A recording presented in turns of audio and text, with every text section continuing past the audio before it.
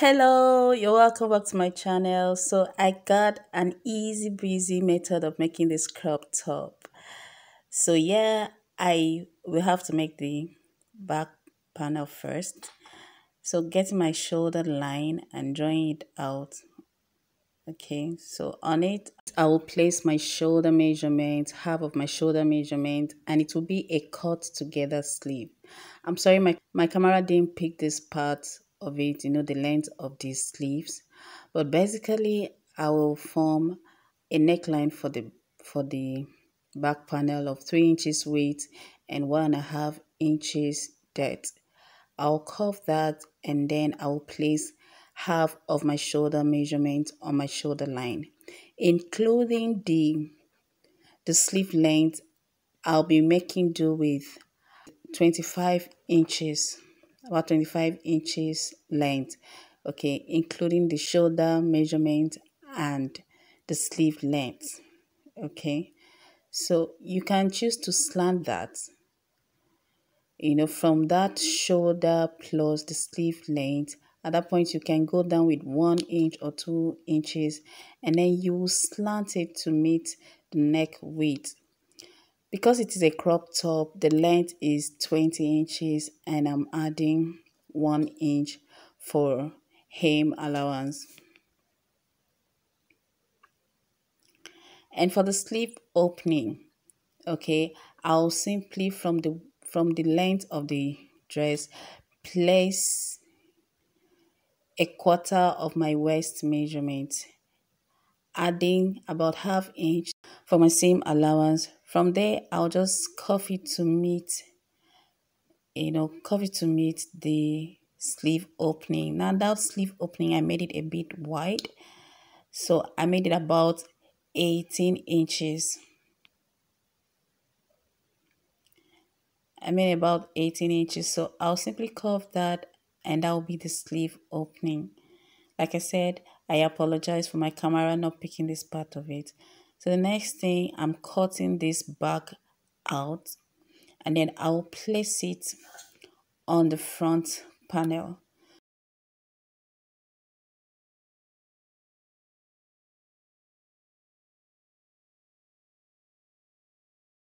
On the front panel, that's how it looks like. I'll cut the back, sleeve opening and the shoulder line.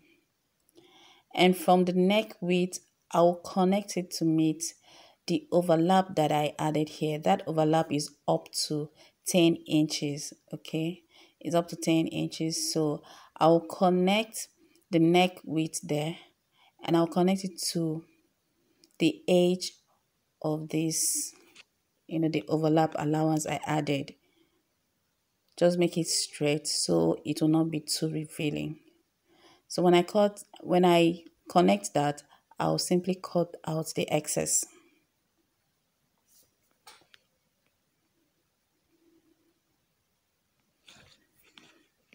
So you will have to be careful with your fabric. For this fabric is a Duchess fabric. So, it can shift so easily. Then you have to be careful. Okay. So when I'm done cutting it, I'll simply bring the front panel on the back panel. And the front panel is cut into two because of the overlap. So I'll simply join the two, the back to the front, using the shoulder line. I'll be using half an inch to just sew that part, and what I do to the left is what I'll do to the right shoulder, and then I'll stitch the down part and then do the gathers on sleeve opening. So here it is, and this Duchess has a way of just squeezing a little, so you will have to be careful when you're ironing it. So I've hemmed it. I simply folded it in twice and then I hemmed it. So for the sleeve opening, I'll be doing gathers, and then I'll get a band for it. Now this band measures the length of 15 inches and about 6.5 inches. So on fold, it will be about 3 1/4 inches. So I'll simply use half inch to stitch this, iron it and turn it inside out, and of course it will be folded. And for the shirt part, the shirt collar part, I'll measure the back neckline and I had 9 inches. And because it will have to come down a little on the front, I made it 3.5 inches on fold. That will be 7 inches. So 7 inches plus 9, that makes it 16 inches. And I'll be using that to cut it on this paper. This paper is folded into two, so I'll simply get a straight line and then I'll get the height of my collar. Then at the point of my length, I will go down with a 1/4 inch, okay, just to make it sit properly.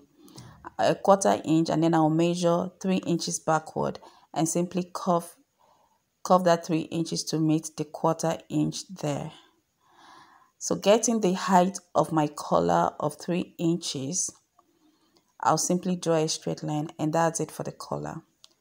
And when I'm cutting it on the fabric, I'll add 1/2 inch, or if you don't want to do any trimming later, you can just add 1/4 inch, okay, and then stitch it round. Here's the band and the collar. I've sewn them and iron.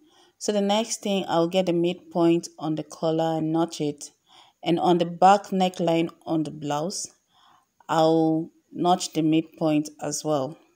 So I'll simply take the two shoulders together and get the midpoint on the neckline, on the back neckline.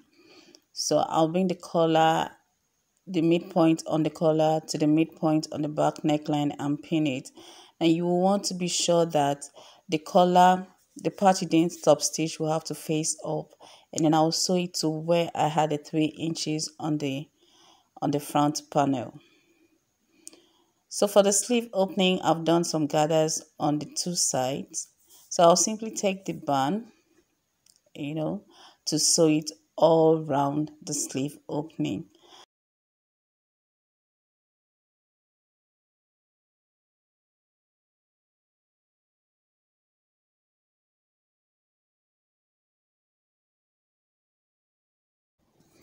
So when I'm done with sewing the band, I'll simply take out the gather straight just to give it a neat look.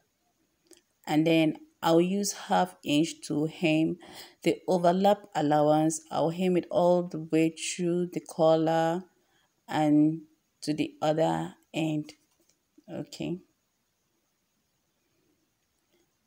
And that'll be it for the blouse. So for the ring part, I have this buckle around. I'm using it for the illustration. So feel free to get a ring to make yours look better. And if this adds any value to you at all, please subscribe, like, share. Thank you for watching. I'll see you in my next